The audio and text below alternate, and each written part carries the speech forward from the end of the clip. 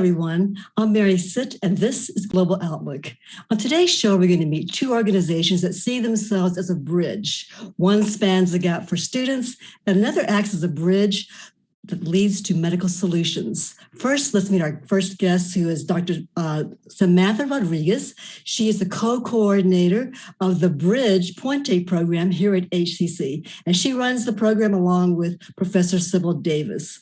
Dr. Rodriquez teaches U.S. and Mexican-American history here at HCC. Thank you so much for being with us. Thank you. Tell me exactly, what is the Bridge-Puente program?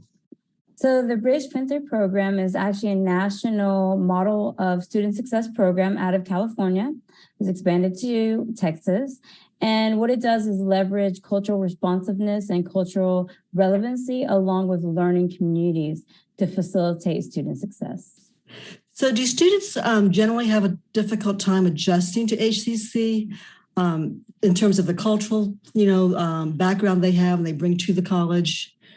Well, for this program, one of the main things is, and there's a lot of scholarship behind it, is this notion of asset-based education, which is to say what a person brings to the table, their experiences. You can utilize that as a way to expand their education, as a way to facilitate their success, right? So that's where the cultural relevancy and responsiveness comes in. Now, of course, according to HCC data, some of our students do, in fact, face certain barriers based on their demographics. And so, of course, we're trying to bridge that gap. Right. So do you have a lot of students who this is the first time anyone in the family's ever gone to college? Oh, yes. A lot of first generation students are among our students. That is for sure. Not all of them, but many of them, for sure. So there's no role model for them. No one's ever done this before, right? Right. How does something like the Bridge-Puente help that kind of student? Well, I want to jump into a particular facet of it that attempts to get at that question. So one of the things is, well, how do you go about college, right? So one of the things is we have dedicated advisors who try to have a closer relationship with the students, are available to the students in terms of their pathway, their degree plan. But additionally, one thing that we're a part of is Momentum Education, which Dr. Natalie Garcia runs. And it is a way, as a company that brings together students and mentors in their field of study in order to give that everyday practical advice about how they would go about that career. Okay, you said momentum education. I like that phrase, Yes. Momentum, just like a little push. Is that what that, what exactly is that? So yeah, it's a organization that we partnered with through the Bridge-Puente program. And it, like I said, it seeks to, Help match. motivate? Right, match those mentors, and these mentors can meet with students on a weekly basis, but they're in constant conversation with the students to address any kind of career-oriented concerns that they have. So do you try to match every student who joins the Bridge-Puente program with a mentor? Well, that is the goal. Right now, we have a few that have been a part of that Momentum Education, and we're seeking to expand it to recruit not only HCC faculty as mentors, but also to get other people through Momentum Education, because there's several professionals affiliated with that program, and to match the students. So people who are not HCC faculty, but who are professionals in their field could be a mentor to a student majoring in that field, right? Exactly. And what about other student ambassadors? Would they be mentors to other students too? So yeah, they play a role. Right now, the ambassadors play a major role in promoting the program, but additionally creating a sense of community. In terms of what we like to see them do more is to engage with students on a regular basis. And also, particularly, we're rolling out our enrollment for spring 2023. And so our ambassadors work study are going to help with that. So how does a student become a member of this program, the Bridge-Puente program? Right. You have to apply for it, right? Well, there used to be a whole application process, but one of the main pillars of this program is equity. So we like students to be able to take advantage of all the benefits of this program. So we removed some of those hurdles in terms of being, applying for the program. So now students can enroll in our classes. It's just a matter of getting the permission number to enroll. And so once our spring 2023 calendar rolls out, students can just enroll, and then you're part of the program. And then from there, we have more dedicated faculty who will teach a particular Puente pedagogy or a way of style of teaching. And then additionally, we will be reaching out regarding benefits of the program. So the students have to enroll in certain classes that are designated as Bridge-Puente program classes? Yes, ma'am. Are these the same are these requirement classes anyway, that required courses? Yes, these are your core classes. Yeah. So what we like to emphasize is that this doesn't get in the way of their degree. These are classes they would take anyway, but they are set up in a way that kind of, once again, builds upon their own experiences, creates a sense of community, and tries to connect them with other students so that this isn't a solitary process they go through in college. Okay, so these are like the same courses other students would take, but these students in the program would get like an extra little push or motivation or help if they need it, or connection with the professors. Is that right?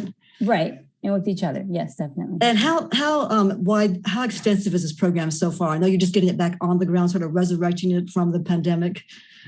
Right. So definitely that. We've actually grown to about over 600 students. Wow. That's pretty good. In terms of all the classes and all the people who have taken classes. And we would like to expand that further, once again, based on this idea of equity and trying to just provide those, as you say, extra help, extra supports that would help them in graduating and transferring.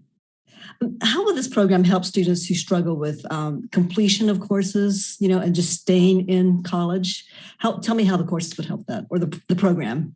Well, the courses are, once again, designed to kind of engage students and create that sense of belonging, which we know is critical to student success. But in addition to that, we also have, like I said, dedicated advisors who students, reach out to students, and who students can also reach out to in terms of that. And just trying to provide things also, like we will in the spring have them visit at least one, most of the time, 2 universities. So they get a sense of, okay, these are the universities I could transfer to. This is what it looks like. This is what I can aspire to do, right? So those are what we provide. So you'll take them sort of on a tour of the campus. They don't exactly. A tour that's great. So it's not so scary for them, right? Right, exactly. Yeah. And University of Houston, we did last year, and we would like to do both University of Houston and TSU this year. These are 2 main universities that our students transfer to. So once again, allowing them to see the campus, imagine themselves there, also trying to connect with those transfer events that ACC hosts anyway. So you are one of 2 new co-coordinators, along with Professor Sybil Davis, right? Who are running this program. What is your vision for this program? What are your goals? One of the main goals we like to have going forward is to provide more scholarship opportunities for students, or make them aware of such opportunities, tracking students to make sure that they indeed are completing the degree, and to kind of congratulate them on that process, right? The ultimate goal of Puente is not only for them to get that associate degree, that 2-year degree, but to bridge them further to that 4-year degree for many of our students, right? And make sure, we would like to track them all the way and see which one of our, how many of our students do in fact complete that 4-year degree. And then, make sure that we're providing those necessary resources to accomplish that. Very good. Thank you so much. Maybe our next guest can be a mentor later on down the road. Right. Thank you very much. Okay. Thank you so much for being with us, Dr. Rodriguez. Thank you. What happens when a major hospital in your city gets blown up during wartime? Our next guest tells us how his nonprofit ships a clinic in a box to war-torn countries around the world. Stay with us.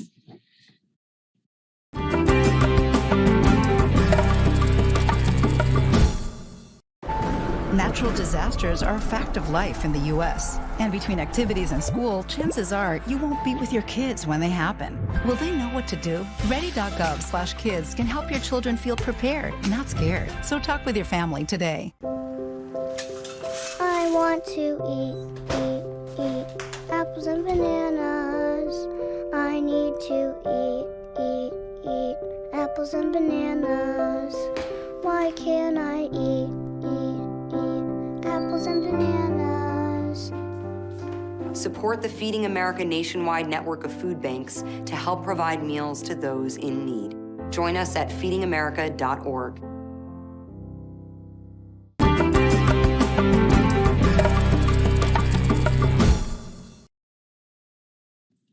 Medical Bridges is a life-changing and life-saving nonprofit serving the global poor by shipping medical supplies and equipment to clinics and hospitals.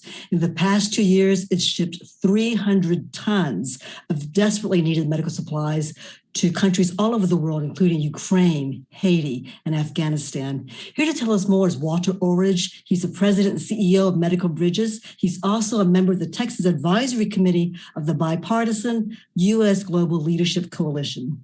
Walter, thank you so much for being with us. Mary, thanks so much for having me. It's great to be with you. I was looking at your website, and you guys do tremendous work here. Tell us about the recent Ukraine shipments. The World Health Organization reported a couple of days ago that 600 hospitals and healthcare facilities in Ukraine have been bombed, damaged, or destroyed. And that is a humanitarian crisis beyond understanding. Thankfully, with the support of Houston, the community of Houston, and the hospital systems that donate their surplus medical equipment, we've been able to ship over $2 million worth of medical supplies and equipment to the country of Ukraine.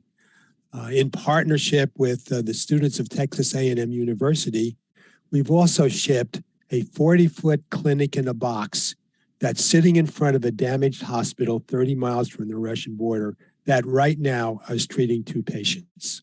Wow. So how do you ship these things and who receives them on the other end? The logistics must be tremendous to do all this, gathering supplies, packing it, and then shipping it to these places where the infrastructure is blown up. Well, everybody's suffering from supply chain problems right now. And certainly the people of Ukraine are having some of the most serious problems in the world. Some of the most immediate stuff we ship to Ukraine, which is trauma-related items, tourniquets, gauzes, and things like that, we actually air freighted. So we build a pallet. A pallet can be up to about 5 feet tall, might have 80 boxes of absolutely essential supplies in it. And then that would be shipped by air, and that can fly either into Poland or occasionally directly into Ukraine. Other material is loaded into 40-foot shipping containers. Mm-hmm. The Port of Houston is the largest international tonnage port in the United States. And so loading 20 pallets, which can have as much as $250,000 worth of medical equipment supplies into a container, is a very efficient way to ship things across the ocean. How much does it cost to ship something like that? Just ballpark it. I'm really curious. Oh, no, I can give you some pretty precise numbers. 18 months ago, I could ship a 40-foot container to most places that Medical Bridges reaches for about $4,000. That's a very good deal. Mm-hmm. And it would take, it might take 4 weeks. With all that's happened with the supply chain, it's now $8,000 to $12,000 just for this shipping. Wow. And typically will take 8 to 12 weeks. So supply chain that's impacted Walmart and organizations like that has also impacted Medical Bridges. So the time has basically tripled. The price and the time has tripled. Yes, that's right, Mary. And not because of supply chain issues, not because of inflation or anything. It's just supply chain, just getting things from one to the other is taking longer. There are fewer people. Is that right? To help. Yeah. Yes. The part of it is parts of China had shut down for a long time, some of their work in the ports because of COVID. Okay. And that pulled out of international trade a lot of shipping, compounded with the fact that people were buying from warehouses rather than going to their local stores, international things. So the demand for shipping went way up and the supply of ships decreased. So that's the impact of the supply chain on everybody who does international shipping.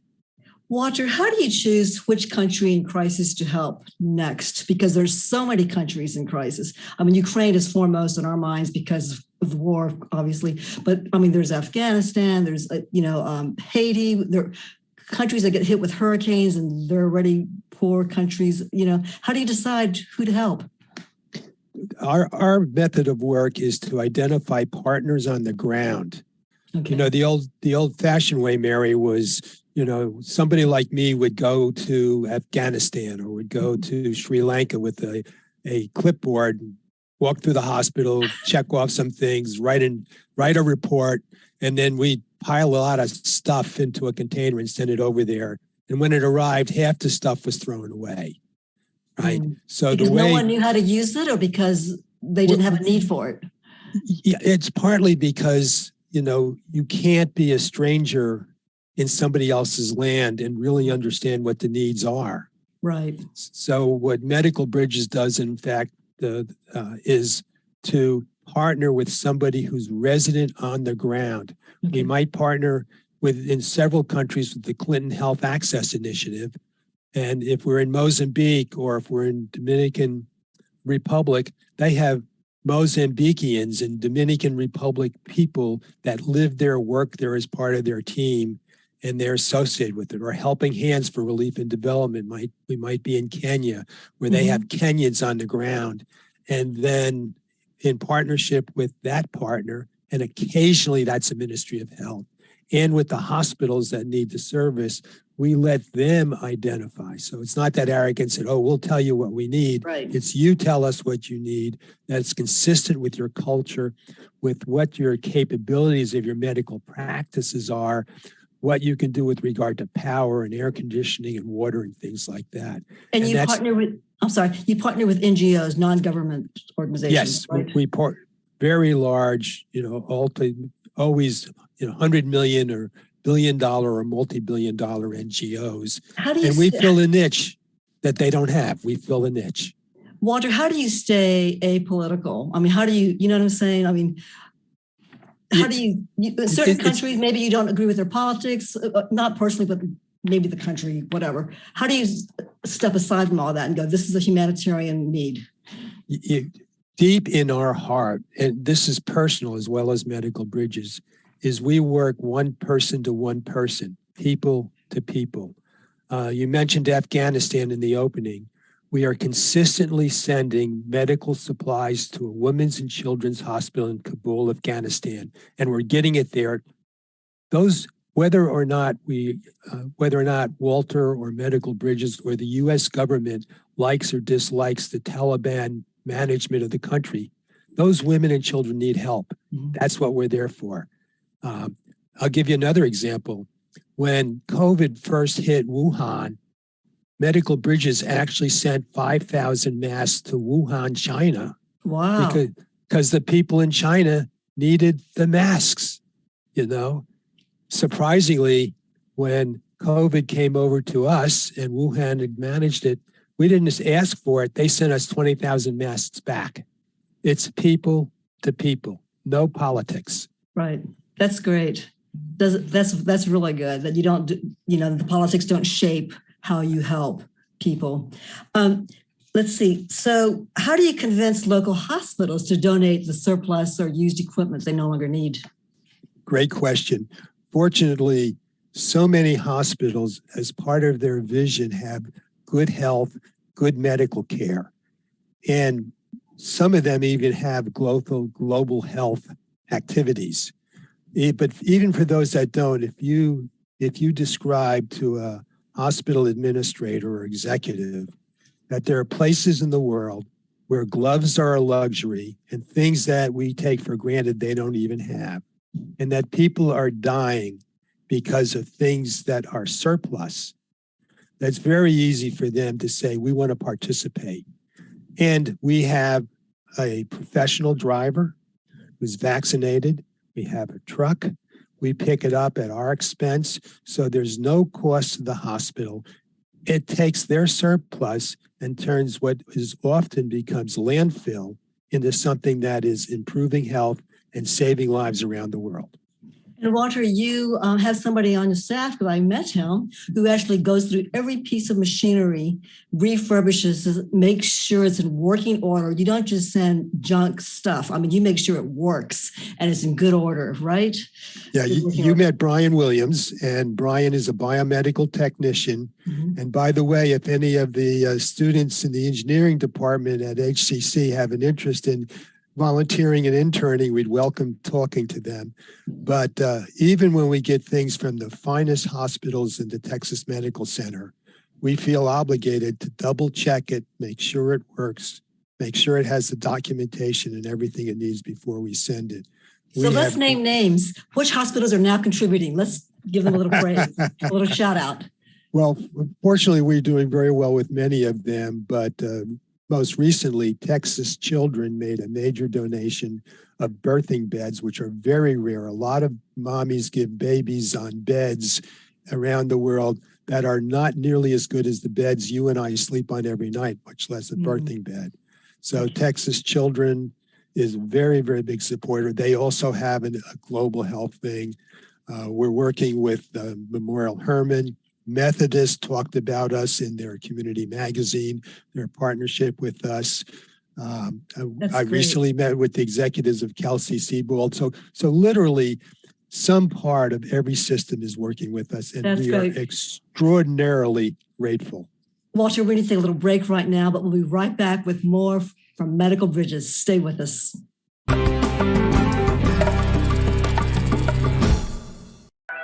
La forma en la que ves tus opciones puede cambiar en un minuto.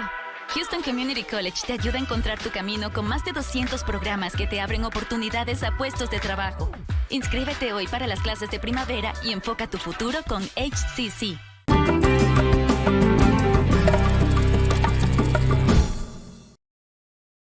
We've been talking to Walter Ulrich, President and CEO of Medical Bridges. This nonprofit takes surplus or old medical equipment and supplies and ships them around the world to countries in need.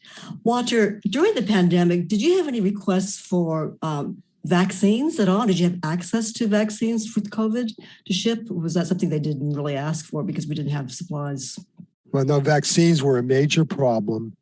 Medical Bridges does not have a pharmaceutical license, so we don't deal with vaccines. But there's a great organization called Blessings International, and we've referred those people to Blessings International. Okay. Tell me how you get your donors. Who are the donors to Medical Bridges besides the hospitals? You know, it's not a difficult sell, right? When I'm talking to someone who has a richer than just a community perspective, and I tell them about what's happening in some of the poorest places of the world with regard to medical care, you know, that a kid will break an arm and they won't have the medical materials to straighten that arm. So that kid for the rest of their life their arm is, you know, when we talk about, you mentioned Afghanistan, maternal mortality in Afghanistan is 3 or 4 times what it is in the US. And infant mortality in Afghanistan is 6 to 7 times worse. We recently did a shipment to South Sudan. In South Sudan, 1 out of every 100 births, the mother doesn't survive. Wow. 6 out of every 100 births, the infant doesn't survive. 7 out of 100 births has a death. So what we cheer and look forward to with such enthusiasm is very different in other parts of the world. Part of it has to do with, in the case of mothers and children, prenatal care. But a bigger piece of it is they just don't have the supplies to deal with an infection or a bleed or a breathing problem. A 2-day-old baby died in Pakistan when I was out there for the lack of a simple suction device that most pediatricians would have. And they didn't have one in the hospital. So, you know, when I'm talking to people like some of our board members and our sponsors, they know the impact.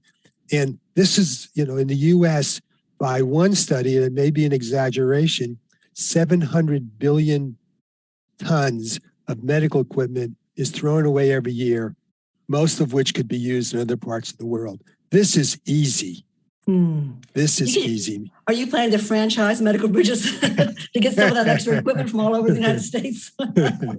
Think about that, Walter.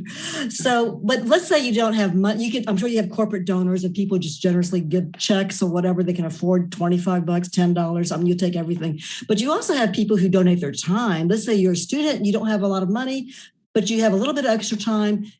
Can you volunteer to help pack and sort materials? Absolutely. Volunteering at Medical Bridges is just like volunteering at the food bank. It's just as easy. It's more intimate. We can handle up to about 15 volunteers at a time, so it's very intimate. And what our volunteers do when they're sorting these medical supplies and materials is they're literally reaching across the seas, touching a healthcare hero on the other side, giving them something they might not otherwise have to improve health or save a life. So it's a very rewarding thing. We welcome volunteers. Tell me a little bit more about what the A&M college students did with Medical Bridges, and maybe the HCC students can replicate that. We'd love to see that happen. The Texas A&M students every year buy generally 5 40-foot shipping containers. So they raise the money to buy the containers. And a couple of times we've helped them do that. Then they beg, borrow, and steal from other donors, cabinetry and stuff like that. But the end product is a 40-foot doctor's office with lighting, ceiling fans, all built inside the container, a generator and an air conditioner. It's absolutely beautiful. But they ship it to Medical Bridges. We pick it up and we supply all the medical equipment, the exam tables and all that stuff. And it's shipped across the sea. I mentioned earlier that one is sitting in Ukraine in front of a bombed out hospital. When Dorian hit the Bahamas, we shipped 2 to Abacore Island in the Bahamas, where they had no buildings after Hurricane Dorian. And so people could get medical care in a facility.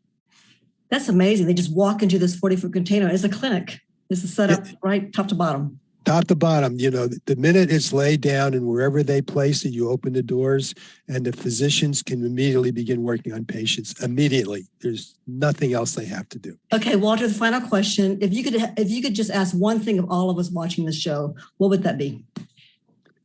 Go to our website, www.medicalbridges.org. Learn about us. If you want to help in any way, we welcome the help. You can help put global health equity on the top of the list of what we can accomplish as a community. So one person can make a difference. In fact, this organization was started by one doctor in Houston. Is that right? Yeah, Dr. Patty Brock, an MD Anderson ER doc, went to El Salvador to do surgery. And when she arrived, they didn't have gloves. So she had to use the wrapping of the bread bags as gloves to do her work. And that's now how here we have started. Medical Bridges helping countries all over the world. Thank you so much, Walter Ulrich, for being with us, Medical Bridges. Thank you. That's all for this edition of Global Outlook. We'll see you again on Comcast Channel 19 every Friday and Sunday at 7:30 a.m. and p.m., plus Saturday at 10 a.m. Or you can download the show as a podcast to go. Go to our website at hccs.edu/podcast or watch the full video version on HCC's YouTube channel. I'm Mary Sitt. Thanks for joining us.